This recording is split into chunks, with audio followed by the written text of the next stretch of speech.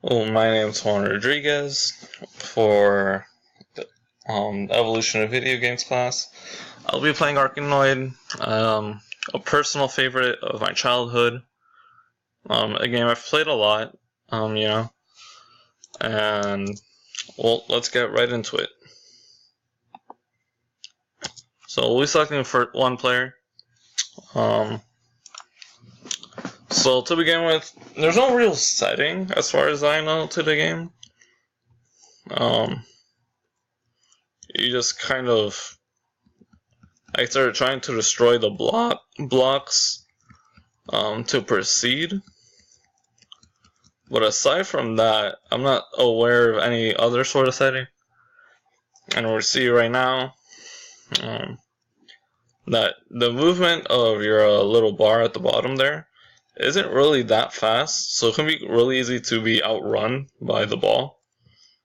So the game becomes very strategized in the sense that you have to really make sure you can tell where the ball is going to go before it gets there. So you're ready to hit it rather than really trying to react the moment that it hits a wall or something.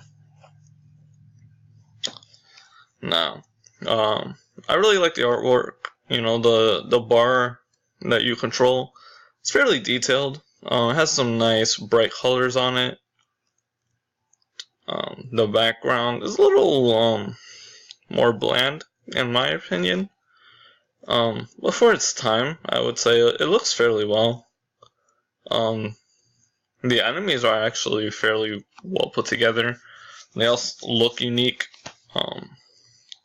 And they're actually animated fairly well, in my opinion. And now, as far as strategy goes, you want to hit the ball in a place where it's gonna hit the most blocks without your bar having to touch it. So, for example, on this level, what you really want to do is you want to get the ball through that one gap on the right. That way, it doesn't really have anywhere to fall back down besides that gap. Therefore, you wouldn't really have to worry about the ball too much. But sometimes you can get a little bit unlucky and not really get a good number of bounces. Oh, that was unfortunate. They all started going a little bit faster. Couldn't quite keep up with all of them. But, as a 21st century gamer, personally, I still really appreciate the game. It's really, if you look at the background on this level, I think it's a little bit better than the first one. You see a lot of different shapes, some shadings, all that good stuff. Obviously right now I have unlimited number of lives, but you can tell that it's not really a walk in the park to play. And that's kind of a part that I really enjoy, because a lot of games in the modern generation of games kind of hold your hand a lot, or really give you, make it easy for you to not feel challenged.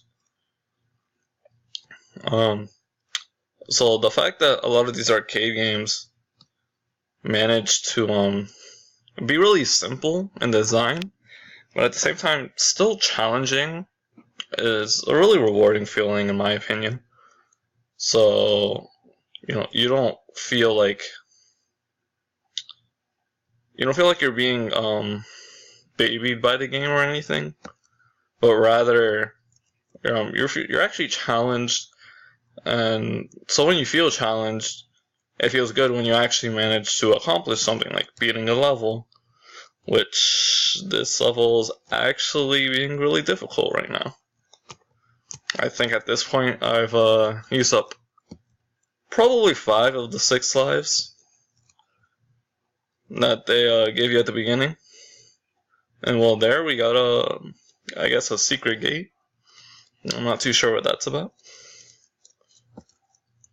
Oh, well, that goes the 6th life that I would have gotten. But those have been my thoughts. I've had a pleasure playing this game. Thank you. My name is Juan Rodriguez again. And thank you for watching.